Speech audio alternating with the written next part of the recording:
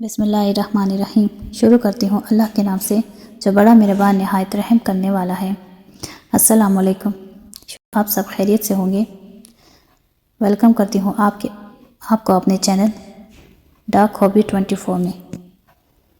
رات کے تقریباً 12 بجے کا وقت تھا۔ ایک چھوٹا سا بحری جہاز جس میں کم و بیش 60 افراد سوار تھے اپنی منزل کی جانب رواں دواں تھے۔ ان 60 افراد میں وہ تینوں دوست بھی اپنے ساتھ مختصر سا سامان جو کہ ایک بیگ میں موجود تھا سوار تھے۔ ان تینوں نے کسی نہ کسی طرح کسی سے پیسوں کا انتظام کر کے کچھ ضروری سامان خرید لیا تھا جو کہ ان کے مطابق وہاں کام آ سکتا تھا۔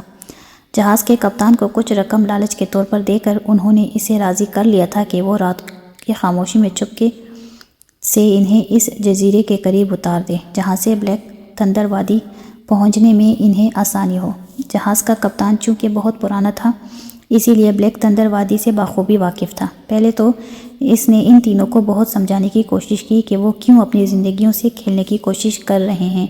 یہ سب سنی سنائی باتیں ہیں جن کی صداقت نام کی کوئی چیز نہیں تھی، لیکن ان تینوں کی ضد کے آگے اسے ہتھیار ڈالنے پڑے اور آخرکار وہ ان تینوں کو اس وادی کے قریب ترین مقام پر اتارنے کے لیے تیار ہو گیا تھا۔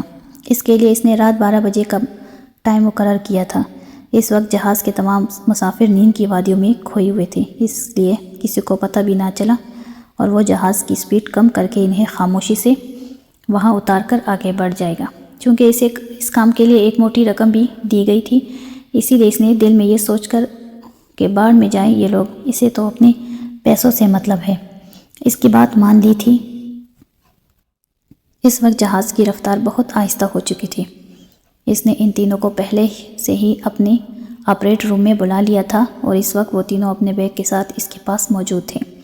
کپتان نے ایک چھوٹی سی کشتی جہاز کے عرصے پر رکھ دی تھی اور پھر انہیں کچھ ہدایات دینے لگا جو ان کے لیے بہت کارآمد تھی۔ رات کا وقت ہونے کی وجہ سے سب نیند میں کھوئے ہوئے تھے اور کسی کو بھی پتہ نہیں چلا کہ جہاز اپنی رفتار بہت کم کر چکا ہے۔ اسی لیے ایک مناسب جگہ دے کر کپتان نے رسی سے بندھی کشتی ان کے ہدایات دے کر نیچے سمندر میں پہنچا دیا اور پھر باری باری انہیں کشتی میں اترنے کا اشارہ کرتا رہا۔ جب وہ تینوں کشتی میں پہنچ گئے اور انہوں نے اپنے ہاتھ ہلا کر کپتان کو اشارہ کیا اور شکریہ ادا کیا تو کپتان نے بھی زیر لب مسکراتے ہوئے انہیں خدا حافظ کہنے کے انداز میں اپنا ہاتھ ہلایا اور اس کے ساتھ ہی جہاز کی رفتار تیز کر دی۔ جہاز میں سوئے ہوئے کسی بھی مسافر کو اس بات کی ذرا سی بھی بھنک نہ پڑی، کیونکہ ان چند منٹوں میں جو کچھ ہوا کپتان دل ہی دل میں ان کی واپسی کی امید کھو چکا تھا اور اس کے ساتھ ساتھ اسے ان تینوں کی عقلوں پر ماتم کرنے کا بھی دل چاہ رہا تھا جو ایک سنی سنائی بات کے پیچھے اتنی دور پہنچ کر اپنی زندگیوں کو داؤ پر لگا چکے تھے۔ جہاز کے کپتان کی مہارت اور دور اندیشی کا اندازہ انہیں اس وقت بخوبی ہو گیا تھا جب انہوں نے جہاز کی دور ہوتی لائٹس کو آہستہ آہستہ مدھم ہوتے ہوئے بالکل ختم ہونے کے بعد اپنے ارد گرد نظریں دوڑائیں۔ کپتان نے انہیں کشتی میں جس جگہ اتارا تھا وہاں سے دور ہیولوں کی صورت میں نظر دکھائی دینے والے درختوں کا سلسلہ دکھائی دے رہا تھا جیسے وہ کسی دیو کی سرزمین پر پہنچ گئے ہو۔ آسمان پر ستارے ٹمٹما رہے تھے اور چاند کے ارد گرد اٹکملیاں لے رہے تھے۔ سمندر بھی بہت پرسکون تھا، یوں لگتا تھا جیسے لہریں بھی نیند کے مزے لے رہی ہوں۔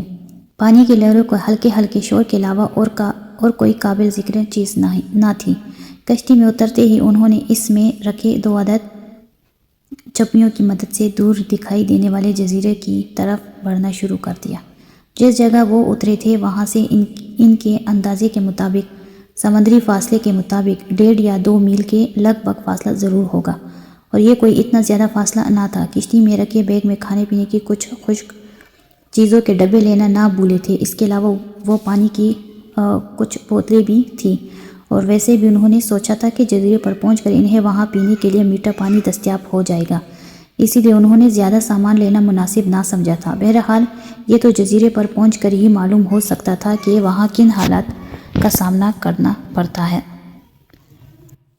رات دھیرے دھیرے اپنی منزل کی جانب بڑھ رہی تھی۔ جیسے جیسے کشتی جزیرے کی جانب بڑھتی جا رہی تھی ویسے ویسے جزیرے کے خاد و خال واضح ہوتے جا رہے تھے۔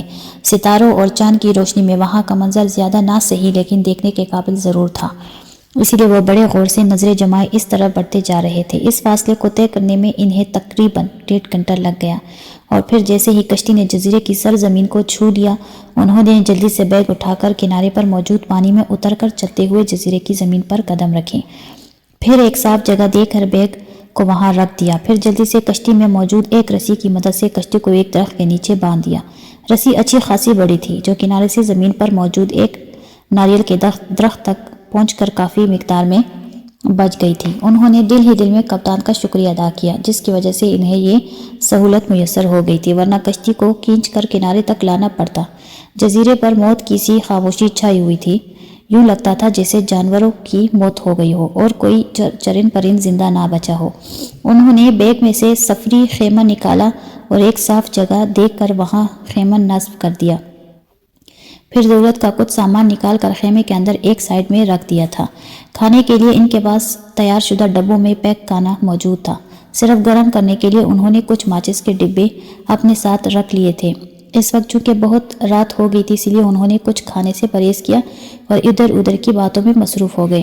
پھر کافی دیر تک باتیں کرتے کرتے انہیں پتہ بھی نہ چلا کہ کس وقت نیند نے انہیں دبوچ لیا، اور پھر خیمے میں ان کے خراٹوں کی آوازیں گونجنے لگی۔ وہ اس بات سے باخبر تھے کہ وہ اس وقت اپنے گھروں کے بستروں پر نہیں، بلکہ ایک ویران اور خوفناک جزیرے پر موجود ہیں، جسے بلیک تھنڈر کے نام سے پکارا جاتا تھا۔ بلیک تھنڈر، موت کا پیغمبر۔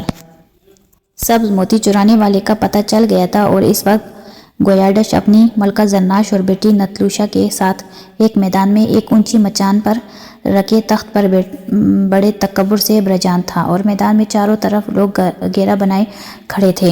یوں لگتا تھا جیسے انہیں کسی کے آنے کا انتظار ہو۔ پھر اچانک شور اٹھا، اور ایک جانب سے ایک کالے حبشی کو زنجیروں میں جکڑے چند سپاہی گھسیٹتے ہوئے میدان میں لا رہے تھے۔ زمین پر گھسیٹنے سے حبشی کے منہ سے درد کی شدت سے بہت خوفناک چیخیں نکل رہی تھی، لیکن اسے گھسیٹنے والوں کو دیکھ کر یوں لگ رہا تھا جیسے وہ کانوں سے بہرے ہوں۔ کچھ ہی دیر میں وہ اسے گھسیٹتے ہوئے بادشاہ کے سامنے والے میدان کے حصے میں لے آئے، اور پھر ٹوکریوں سے اسے کھڑا ہونے کے لیے کہا۔ حبشی مار کھا کر جلدی سے کھڑا ہوا، لیکن لکڑا کر دوبارہ زمین پر گر گیا۔ یہ دیکھ کر لوگوں نے شور مچانا شروع کر دیا، اور سپاہیوں نے دوبارہ اسے ٹھوکریں مار کر کھڑا ہونے پر مجبور کر دیا۔ حبشی نہ چاہتے ہوئے بھی دوبارہ کھڑا ہو گیا، اور اس کا جسم بری طرح زخمی ہو چکا تھا، لیکن وہ مار کے ڈر سے کھڑا رہا۔ گویاڈش نے 7 بیٹے ایک بڑے شخص سے کہا، جسے سن کر اس بوڑھے شخص نے 2 انگلیوں کو فضا میں بلند کر دیا، جسے دیکھتے ہی 2 ہاتھی میدان میں لائے گئے۔ پھر دونوں ہاتھیوں کے ایک ایک پاؤں میں مضبوط سے باندھے گئے، اور ان دونوں رسیوں کے سرے اس حبشی کے دونوں پاؤں میں الگ الگ باندھ دیے گئے، اور پھر دوبارہ اشارہ پاتے ہی ہاتھوں کو مخالف سمیت دوڑایا گیا، اور پھر ایک دردناک اور بھیانک منظر لوگوں نے دیکھا۔ کمزور دل لوگ چیخیں مارتے ہوئے وہاں سے بھاگ نکلے، اور بہادر لوگ اپنی بہادری کو منوانے کے لیے وہیں کھڑے رہے۔ ہاتھوں کی ٹانگوں سے بندے رسیوں نے چند لمحوں میں اس حبشی کو درمیان سے چیر دیا، اور زمین پر اس حبشی کا خون ایک تالاب کا منظر پیش کر رہا تھا۔ بادشاہ نے اپنے جاسوسانہ مدد سے اس بات کا کھوج لگا لیا تھا کہ وہ سبز موتی اس حبشی نے چرا کر الزام اس ملازمہ پر لگا دیا تھا، لیکن جب ساری بات کا سراغ لگا لیا گیا تو پھر بادشاہ نے اسے چوری کی سزا کے طور پر بہت خوفناک سزا تجویز کی۔ اس سزا کا مشورہ اسے اس کی ملکہ زرناش نے دیا تھا، جس سے اس کی ظالمانہ فطرت کھل کر سامنے آ گئی تھی۔ بعد میں بادشاہ نے موتی حاصل کر کے آئندہ کے لیے تہہ خانے کو قفل لگا دیا تھا، اور اس کی چابی صرف اپنے خاص کمرے میں موجود ایک تجوری میں محفوظ کر لی تھی۔ ملتے ہیں اس دہشتناک کہانی کے 4تھ پارٹ میں، تب تک کے لیے اللہ حافظ۔